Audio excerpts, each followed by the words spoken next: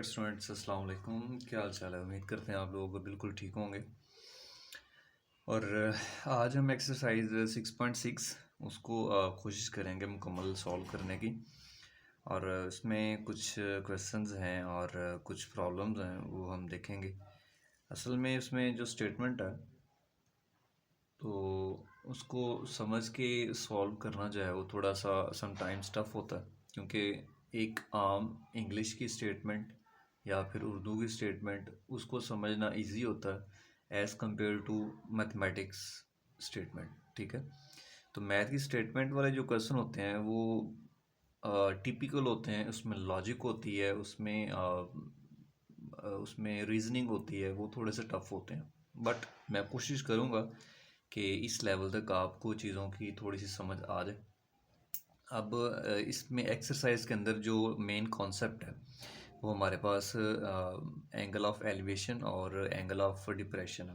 Okay, अब angle of elevation और angle of depression क्या होता है, ये आपके सामने जो नज़र आ रहा है ये बुक है। तो बुक में आप देख सकते हैं यहाँ पे ये angle of elevation and angle of depression. तो इसमें दो एंगल्स हैं। अब यहाँ पे अगर आप डायग्राम देखें तो डायग्राम के सामने जो है ये एक इंसानी आँख है जो किसी एक बिल्डिंग को देख रही है। ठीक है, ए पॉइंट है, तो ए पॉइंट के बिल्कुल सामने एक इंसानी आँख इसको देख रही है। तो यहाँ से देखें तो ये दो लेवल बन रहे हैं। ये आइज आइज लेवल उसने लिखा हुआ, यानी ये बिल्कुल सेंट्रल लेवल है और सेंट्रल लेवल है। और इससे ऊपर वाला जो उसने एंगल शो किया हुआ है एंगल, यानी सेंट्रल लेवल से ऊपर, ये एंगल ऑफ एलिवेशन है। और जो नीचे यानी ये सेंटर से सेंट्रल लाइन से जो नीचे बनता है ये एंगल ऑफ डिप्रेशन है। ठीक है, फॉर एग्जांपल हम एक फोकस रख के अपनी आँख से देखते हैं, तो अपनी आँख से देखने जो अपर लेवल है, अपनी आँख का लेवल को जो अपर लेवल होगा उसको हम कहेंगे एंगल ऑफ एलिवेशन। और जो डाउन होगा, नीचे की तरफ होगा, उसको हम कहेंगे एंगल ऑफ डिप्रेशन। अब यहाँ से आप डिफाइन भी आप देख सकते हो, उसने लिखा हुआ है, रीडिंग है ये, the angle between the horizontal line A D and a line from the eye A to top of building B is called an angle of elevation. तो ये इसकी डेफिनेशन है, यहाँ से लेके यहाँ तक ये एंगल ऑफ एलिवेशन की डेफिनेशन है।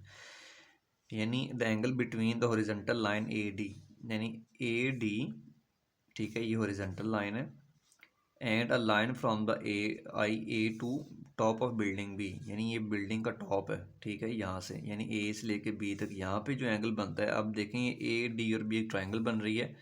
तो ए से इस पॉइंट के ऊपर ए डी एक सेंट्रल लाइन है, तो बी के ऊपर जो आपके पास एक एंगल बन रहा है ना, इसको आप एंगल ऑफ एलिवेशन कहते हो। और ए डी से जो इसकी बॉटम यानी इसका फुट, यानी बिल्डिंग का फुट जो है सी, तो ए डी के नीचे जो आपके पास एंगल बनेगा वो एंगल ऑफ डिप्रेशन होगा। The angle between the horizontal line A D, the angle between the horizontal line AD eye level and the line from the IA and the line from the IA to the foot of the building C is called the angle of depression। और यहाँ से जो नीचे angle बनता है ये आपके पास क्या बनता है, एंगल ऑफ डिप्रेशन, यानी ये एंगल ऑफ डिप्रेशन आपके पास है। ठीक है, ये दो इसमें कॉन्सेप्ट हैं, एक एंगल ऑफ एलिवेशन और एंगल ऑफ डिप्रेशन। ये ऊपर वाली एंगल ऑफ एलिवेशन की डेफिनेशन है और जो नीचे वाली ये एंगल ऑफ डिप्रेशन की डेफिनेशन है। तो ये दोनों डेफिनेशंस आपने इसको याद करना है जस्ट। और बाकी स्टेटमेंट वाले क्वेश्चन आगे देखते हैं। एक्सरसाइज 6.6 तो यही मैंने किसी वो हमारे सोल्यूशन के, तो मैंने इसको थोड़ा सा जो बुक के ऊपर डायग्राम जो है ना थोड़ी सी स्केच की हुई है, यहाँ से आप देख सकते हैं रफली इसको मैंने बनाया हुआ है। तो आप भी एज अ स्टूडेंट आप भी इसको थोड़ा सा इसको यहाँ से बुक के ऊपर बना सकते हैं, ताकि आपको जो चीज़ें हैं वो मेमोरी है हमारी, तो मतलब चीज़ें जो है वो माइंड के अंदर रह जाएं। अब इन क्वेश्चन को सॉल्व करते हैं।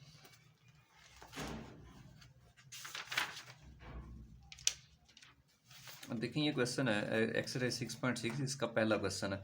तो फर्स्ट क्वेश्चन इसका ये किस तरह से होगा, कह रहा है the angle of elevation, angle of elevation, angle of elevation of the top of flag post from a point on the ground level 40 meter away from the flag post is 60 degree, find the height of the post।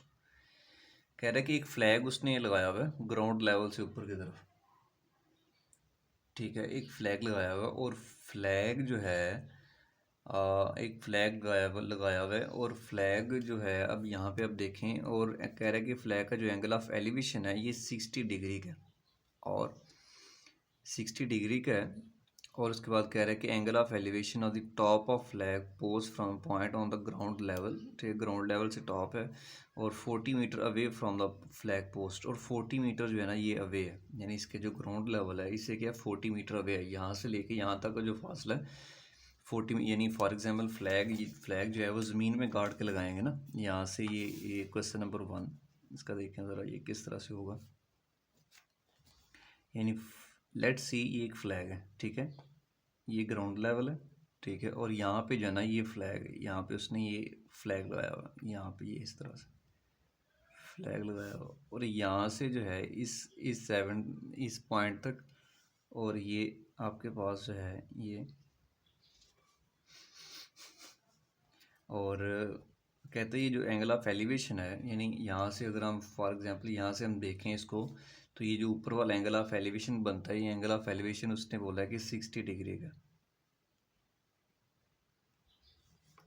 और उसके बाद ये जो नीचे आपके पास ये distance बन रहा है ये 40 मीटर अवे है, ठीक है, इसको हम नाम दे लेते हैं ए, उसके बाद ये बी, और उसके बाद ये सी, ठीक है, और यहाँ पे जो एंगल बन रहा है ये 90 का एंगल बन रहा है, और ये जो हमने साइड फाइंड, ये वाली साइड फाइंड करनी है, कह रहा है कि find the height of the post, ठीक है, कह रहा है कि जहाँ पे ये जो फ्लैग पोस्ट किया हुआ है इसकी हाइट जो है ना ये फाइंड करो, ठीक है, ये वाली हाइट यानी बी सी फाइंड करो। अब आप यहाँ पे देख सकते हो कि आपके पास एक साइड गिवन है और एक एंगल गिवन है, तो आपने ये जो है ना परपेंडिकुलर फाइंड करना है, तो परपेंडिकुलर जो है वो किस तरह से आप लोग निकालेंगे।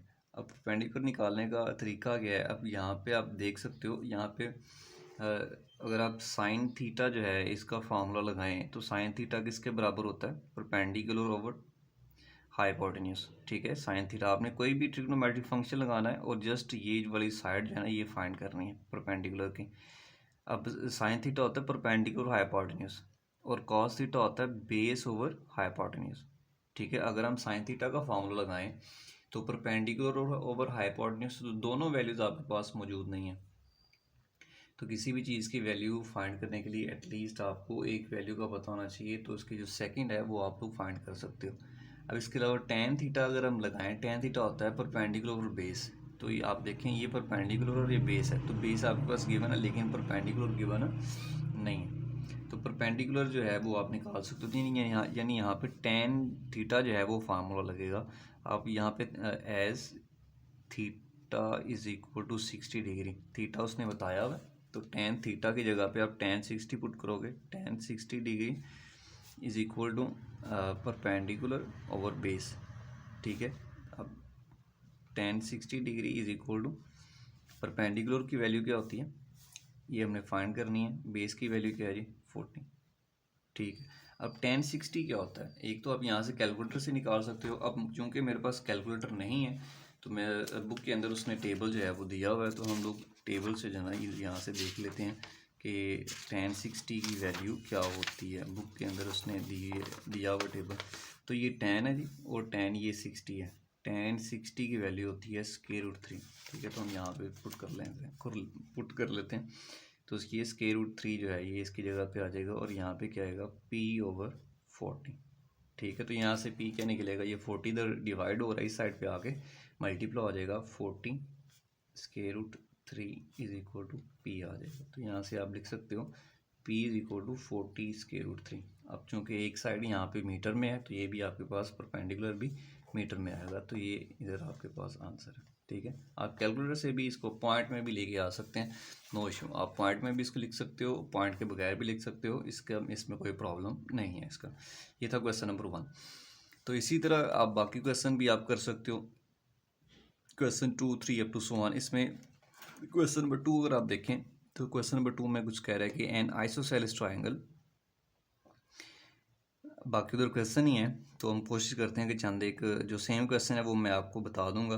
अब ये थोड़ा सा डिफरेंट है, ये मैं आपको करवाता हूँ। क्वेश्चन नंबर 2, के अंदर कह रहा है कि N isosceles triangle has a vertical angle of 120, कह रहा है कि एक आइसोसेलेस ट्राइंगल है। आपको पता है कि जो आइसोसेलेस ट्राइंगल होती है उसमें आगे पास जो दो साइड्स होती हैं वो दोनों आपस में बराबर होती हैं। फॉर एग्जांपल एक ये साइड और ये एक साइड, ये आपस में दोनों क्या हैं, बराबर हैं। Isosceles triangle, isosceles triangle has a vertical angle of 120। कह रहा है कि यहाँ पे जो एंगल बनता है ना इसका वर्टिकल एंगल, ये 120 का है, ऊपर वाला यहाँ पे 120 का, and base is 10 centimetre long, और जो इसकी बेस है ना ये 10 सेंटीमीटर है, ये वाली नीचे वाली। कहते हैं find the length of its altitude, altitude कह रहा है इसका फाइंड करो। अब हम लेट कर लेते हैं, let A B C be the isosceles triangle, और ये जो सी डी जो है ना ये इसका आल्टीट्यूड है।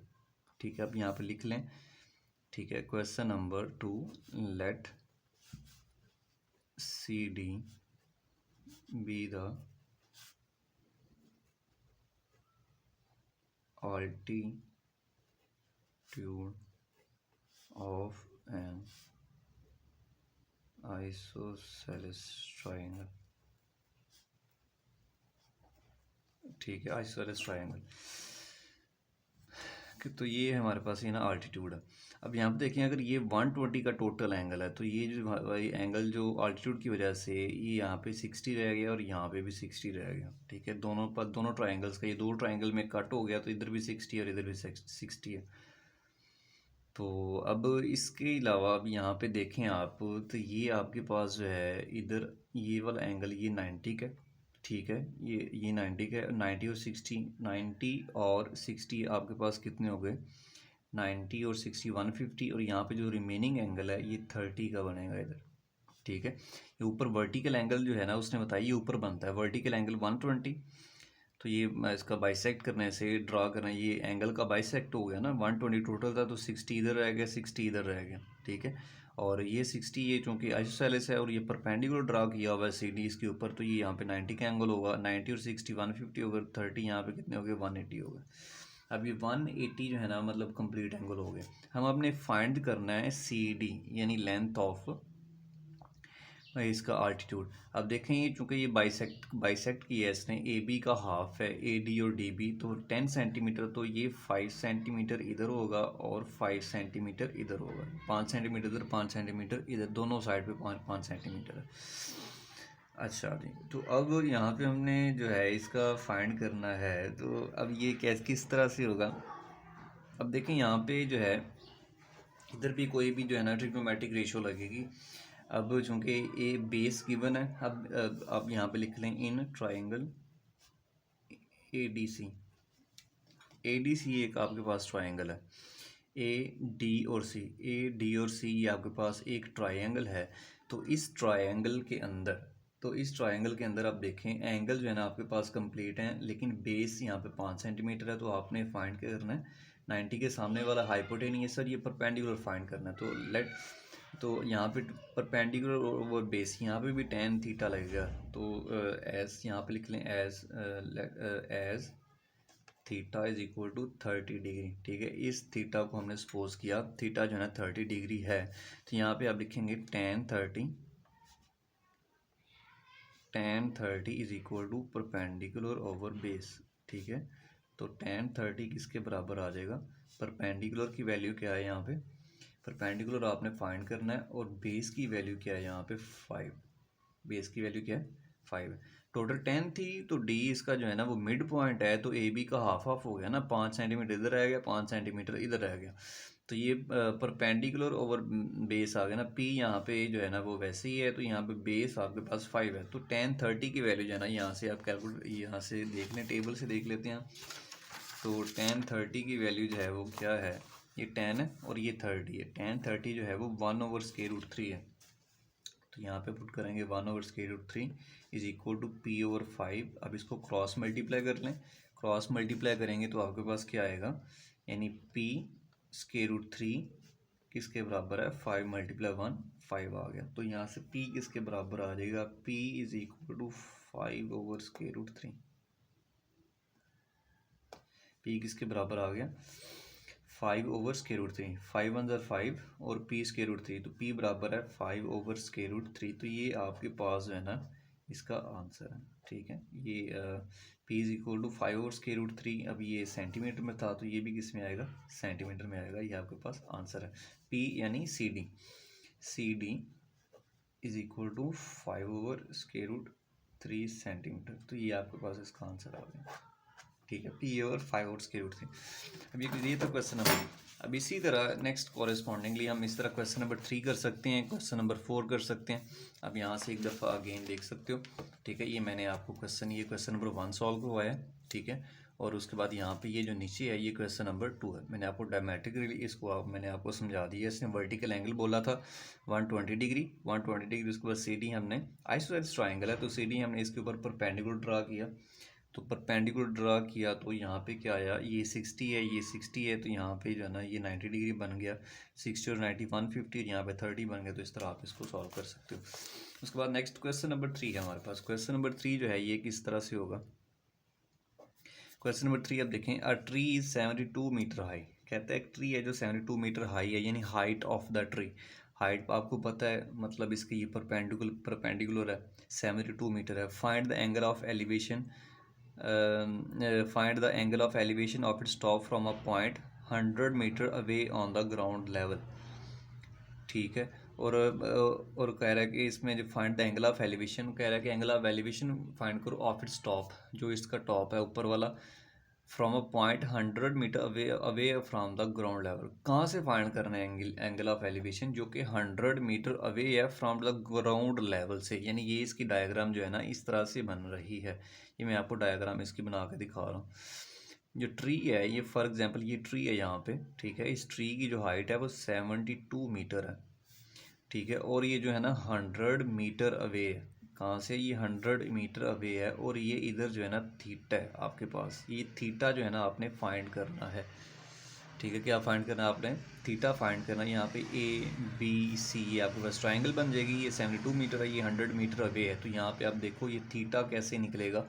थीटा जो है ना आप यहाँ पे फॉर्मूला लगा सकते हो, कौन सा, परपेंडिकुलर हाइपोटेन्यूज। परपेंडिकुलर हाइपोटेन्यूज किसके बराबर होता है, साइन थीटा के। Sine theta is equal to perpendicular hypotenuse. यहाँ से आप फार्मूला लगा के इसको निकाल सकते हो। परपेंडिकुलर की वैल्यू क्या पुट करोगे, 72, हाइपोटेन्यूज की 100, दोनों को डिवाइड करेंगे, theta is equal to sine inverse, और ये वैल्यू आ जाएगी, ठीक है। तो आप इसको सॉल्व करेंगे तो ये कंप्लीट जो है ना सेट हो जाएगा, मतलब हल हो जाएगा। अब इसी तरह नेक्स्ट जो कोरिस्पॉन्डिंग क्वेश्चन है, इधर हमारे पास ये क्वेश्चन 3 है, और उसके बाद आगे है क्वेश्चन नंबर 4। तो क्वेश्चन नंबर 4 किस तरह से होगा जी, a ladder makes an angle of 60। Ladder कहते हैं जो हम दीवार के साथ सीढ़ी लगाते हैं। सीढ़ी समटाइम्स ये लकड़ी वाली होती है, एक तो स्टेयर्स होती हैं जो घरों के अंदर सीमेंट्स की बनी होती हैं, बट ये जो है ना ये आपके पास स्टेयर्स, जो लैडर है ये सीढ़ी है जो दीवार के साथ आप लगाते हो। A ladder makes an angle of 60 degree with the ground and reach a maximum height of 10 metre और अलॉन्ग द वॉल। कहते हैं find the length of the ladder. कहता है जो लैडर की लेंथ है ना वो फाइंड करो। तो क्वेश्चन नंबर 4 किस तरह से होगा। अब थीटा यहाँ से जो है ना वो इन्वर्स उधर होगा, एनी हो। अगर आपको समझ नहीं आया तो आप हमें बता सकते हो। तो ये जो है ना ये इसकी डायग्राम ये इस तरह से बनेगी। ये आपके पास ये इस तरह से है। ये यहाँ पे उसने लिखा हुआ है कि क्वेश्चन नंबर 4 के अंदर अ ladder makes an angle of 60 degree. Ladder makes an angle of, हाँ जी। तो क्वेश्चन नंबर 4 हम कर रहे थे, तो इसमें उसने लैडर की बात की। तो लैडर में कह रहा है कि एंगल, लैडर जो आपको पता है ये जो है ना हॉरिजेंटली, मतलब इस तरह से दीवार के साथ लगती है। तो फॉर एग्जांपल ये इसकी वॉल है, तो वॉल के साथ ये लैडर लगाई हुई है हमने। तो 60 का एंगल बना रही है with the ground reaches at height of 10 metre. और जो इसकी दीवार की हाइट है ये 10 मीटर है। फॉर एग्जांपल इसकी जो हाइट है, यानी जहाँ पे ये पहुँचती है, जहाँ पे इसका जो हेड लगता है जाके, वो 10 मीटर है, ओके। और कह रहा है कि find the length of the ladder. जो लैडर की लेंथ है वो आप फाइंड करो, यानी ये वाली लेंथ इसकी आपने फाइंड करनी है। फॉर एग्जांपल लेट कर लेते हैं हम ABCD द ट्रायंगल। तो इसमें आप जो है ना 60 का एंगल है, 10 मीटर इसकी हाइट है, और ये AC आपने फाइंड करना है। तो आप यहाँ पे भी साइन थीटा फॉर्मूला लगाओगे, यानी थीटा यहाँ पे 60 पुट करोगे, आप लिखेंगे एज थीटा इज 60। तो उसके बाद साइन थीटा, यानी साइन थीटा का फॉर्मूला लगा लोगे। साइन थीटा किसके बराबर होता है, परपेंडिकुलर ओवर हाइपोटेन्यूज। परपेंडिकुलर की वैल्यू 10 गिवन है, हाइपोटेन्यूज यहाँ पे फाइंड हो जाएगा, थीटा की जगह पे आएगा 60। तो आप साइन 60 की वैल्यू पुट करोगे, हाइपोटेनियस जो है ना इस अगर यहाँ साइन 60 जो है ना वो फ्रैक्शन में आ रहा है तो फिर आप क्रॉस मल्टीप्लाई करेंगे, परपेंडिकुलर की वैल्यू पुट हो जाएगी तो हाइपोटेनियस जो है ना आप लोग फाइंड कर लेंगे। तो इस तरह से आपकी जो लेंथ ऑफ लैडर है यानी हाइपोटेनियस है वो आप फाइंड कर सकते हो। हाइपोटेनियस यानी लेंथ ऑफ लैडर आप फाइंड कर सकते हैं। ये था क्वेश्चन नंबर 4। उसके बाद अगेन क्वेश्चन नंबर 5 है, तो इस तरह से आप क्वेश्चन नंबर 5 भी आप सॉल्व कर सकते हैं। तो क्वेश्चन नंबर 5 किस तरह से होगा जी? क्वेश्चन नंबर 5 देखें, a lighthouse tower is 150 metre high. कहता है कि लाइट हाउस टावर है अब टावर के नाम से भी आपको पता चल रहा है जो टावर है ना वो ऑब्वियसली ये इसकी जो है ना परपेंडिकुलर होगा, इसकी जो हाइट है वो 150 मीटर है फ्रॉम द सी लेवल। ठीक है, high from the sea level यानी जो सी लेवल है इससे ऊपर जो है ना ये हाइट है इसकी 150 मीटर है। The angle of depression from the top of the tower is ship is 60। तो कहता है कि इसका जो एंगल ऑफ डिप्रेशन है, तो एंगल ऑफ डिप्रेशन ऑब्वियसली इसका जो है ना एंगल ऑफ डिप्रेशन बजाय इसके मैं डायमेट्रिकली इसको मतलब डायमेंशनली आप इसको समझाऊं तो एंगल ऑफ डिप्रेशन जो है वो यहाँ पे इधर ही आएगा। एंगल ऑफ डिप्रेशन है वो 60 डिग्री का आएगा। कहते हैं find the distance between the ship and the tower. तो लेट्स सी शिप जो है ना यहाँ पे बन रही है। ठीक है, शिप जो है ना यहाँ पे, तो सी लेवल की बात करें सी लेवल के ऊपर है, तो सी लेवल के ऊपर है तो यहाँ पे जो है ना ये बेस आपने find the distance between the ship and the tower. Ship and the tower के दरमियान जो डिस्टेंस है वो आपने फाइंड करना है, ये वाला डिस्टेंस। ठीक है, तो हम लेट कर लेते हैं ए बी और सी। ए बी सी जो है ना ये आपके पास एक ट्राइंगल है। ए बी सी आपके पास एक ट्राइंगल है, तो इसमें ये थीटा जो है ना ये 60 डिग्री का है और ये आपके पास 150 है। तो यहाँ पे ये बेस आपने फाइंड करा तो फार्मूला कौन सा लगेगा? आप यहाँ पे लिखेंगे as theta equal to 60 degree. तो यहाँ पे परपेंडिकुलर और बेस साइन होता है, परपेंडिकुलर हाइपोटेनियस बार बार रिपीट करने वाला है कोई, तो यहाँ पे आप लगाएंगे tan 60 या tan थीटा बराबर होता है परपेंडिकुलर ओवर बेस के, परपेंडिकुलर ओवर बेस के। तो यहाँ पे आप फार्मूला लगाएंगे तो आपको परपेंडिकुलर की वैल्यू 150 है, बेस यहाँ पे फाइंड हो जाएगी और थीटा जो है ना 60 पुट करेंगे तो आपके पास जो है ना इसका आंसर आ जाएगा। ठीक है, तो इस तरह से आप इसको सॉल्व करते हैं। उसके बाद क्वेश्चन नंबर अगेन यहाँ पे क्वेश्चन नंबर 6 है।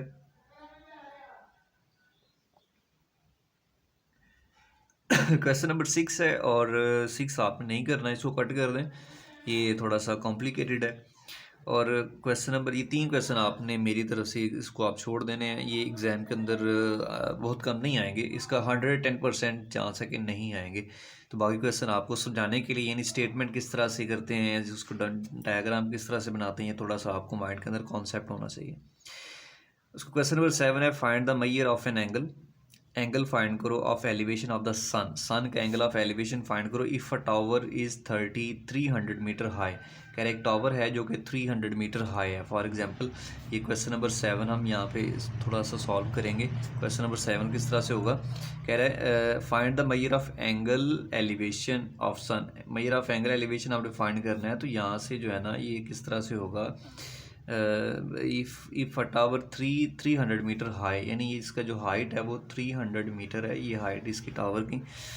Cast a shadow 40 metre long. कह रहा है जो इसका जो शेडो बन रहा है टावर का, फॉर एग्जांपल सन जो है वो ऊपर ही मतलब ऊपर से इसकी जो रोशनी पड़ती है सूरज की ऊपर से बढ़ती है, तो ये टावर है तो उसका साया ऑब्वियसली जो शेडो है वो नीचे बनेगा, बेस में बनेगा वो शेडो साया इसका। तो ये जो है ना ये 450 मीटर है, 450 मीटर लॉन्ग है। ठीक है, 450 मीटर। तो यहाँ से आप देख सकते हैं तो ये जो है ना एंगल ऑफ एलिवेशन ये थीटा आपने फाइंड करना है। ये ए बी और सी आपके पास एक ट्राइंगल है तो थीटा आप फाइंड करेंगे।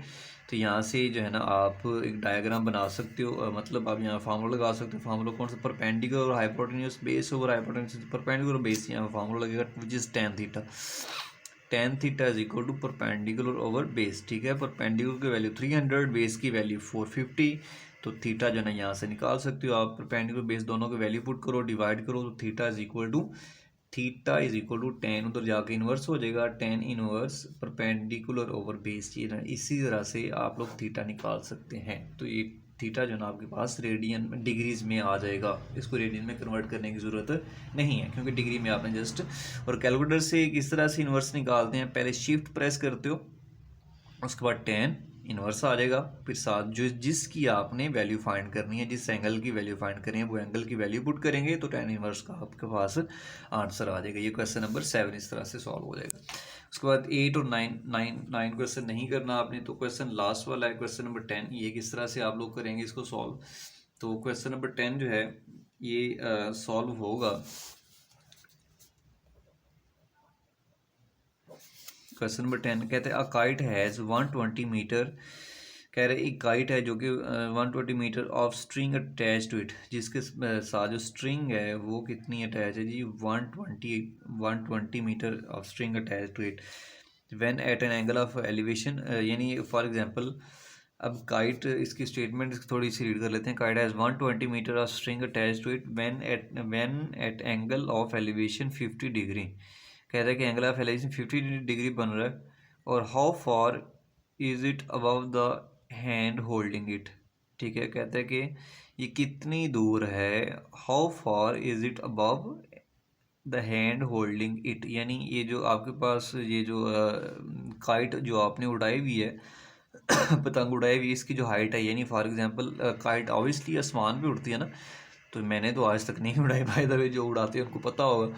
अब इसको आप उड़ाते हैं तो इसका जो है ना आपके पास ये कभी भी वर्टिकली जो है ना ये नहीं उड़ती, ये थोड़ी सी जो है ना तिरछी उड़ती है। तिरछी उड़ती है तो मतलब ये आपके पास जो इसने स्ट्रिंग है तो ये जो है ना आपके पास हाइपोटेन्यूस की वैल्यू होगी 120 मीटर। ठीक है, ये यहाँ पे स्ट्रिंग भी यानी ये काइट की मतलब इसकी जो हॉरिजॉन्टल स्ट्रिंग है, मतलब जो डोर जिसे आप कहते हो, जो डोर है ना वो उसकी ये 120 मीटर है। तो इसका जो एंगल ऑफ एलिवेशन जो एंगल जिस एंगल पे बना रही है वो 50 मीटर है, 50 डिग्री है। कहता है हाउ फॉर कितनी दूर, is it above the hand holding it. कहता है वो कितना दूर जो है ना वो मतलब हाथ जो है ना वो उसकी ऊंचाई है। तो ये आपने जो है ना ये फाइंड करना है, इसका परपेंडिकुलर फाइंड करना है, यानी कितनी ऊंचाई के ऊपर जो है ना वो काइट आपकी पहुंची हुई है। तो ए बी और सी ये आपके पास ट्रायंगल है, तो हम तो यहाँ से जो है ना ये परपेंडिकुलर आपने फाइंड करना है। तो अब यहाँ पे थीटा जो है वो ऑब्वियसली 50 डिग्री गिवन है।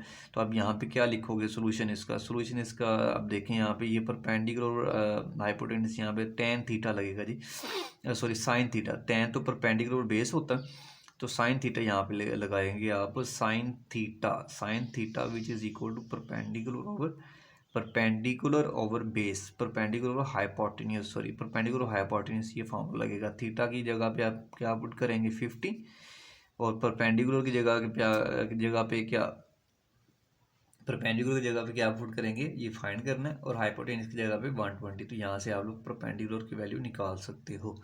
ठीक है, तो थीटा की जगह पे 50 आएगा। अब साइन 50 की वैल्यू आपको टेबल में से नहीं मिलेगी, वो कैलकुलेटर से आप पुट कर सकते हो, पॉइंट की फॉर्म में आ जाएगी। और उसके बाद ये हाइपोटेन्यूस जो है वो इस साइड पे आके मल्टीप्लाई हो जाएगा। ठीक है, हाइपोटेन्यूस की वैल्यू गिवन है 120 और जो है ना आपके पास परपेंडिकुलर की वैल्यू डायरेक्ट आ जाएगी। और ये हाइपोटेन्यूस भी मीटर में और जो परपेंडिकुलर की वैल्यू आएगी वो भी आपके पास मीटर में आएगी। तो ये था क्वेश्चन नंबर 10 जो कि लास्ट क्वेश्चन था। मुझे उम्मीद है इन क्वेश्चंस की आपको समझ आ गई होगी। ये मैंने क्वेश्चन 3, 4, 5, 7, 10 ये मैंने आपको शॉर्ट फॉर्म में बताए हैं। मैंने आपको फंक्शंस बता दिए हैं, ट्रिग्नोमेट्रिक फंक्शन कौन कौन से अप्लाई होते हैं, और बाकी जस्ट कैलकुलेशन है, और बाकी आपका माइंड है उधर, अंडरस्टैंडिंग है और कॉन्सेप्ट हैं। मुझे उम्मीद है कि आप लोगों के कॉन्सेप्ट जो हैं वो about math, about life, about other things clear होंगे और आपको कोई प्रॉब्लम नहीं आ रही होगी। और अगर आपको कोई प्रॉब्लम्स हैं इन क्वेश्चंस के अंदर तो आप हमसे पूछ सकते हैं। तो ये क्वेश्चन नंबर 6.6 एक्सरसाइज 6.6 थी, तो जो हमने आज कंप्लीट की, इसमें 3 क्वेश्चन मैंने आपको कट करवा रहा हूँ, वो बेशक छोड़ दें। क्वेश्चन 6, 8 और 9 इसको आप स्किप कर दें, वो एग्जाम में नहीं आएंगे। 99% चांस है वो नहीं आएंगे। जो बाकी जो क्वेश्चन है वो आप इनको आप देख लें, आप स्टेटमेंट समझ लें, आप क्वेश्चन की प्रैक्टिस कर लें, रीडिंग मैथ की किस तरह होती है, लॉजिक किस तरह होती है वो आप देख लें। तो ये थी आज की वीडियो एक्सरसाइज 6.6। नेक्स्ट मिलते हैं इसकी रिव्यू एक्सरसाइज में, तब तक के लिए हमें जनाब दें इजाज़त। अपना बहुत सा ख्याल रखिएगा। अल्लाह हाफिज़।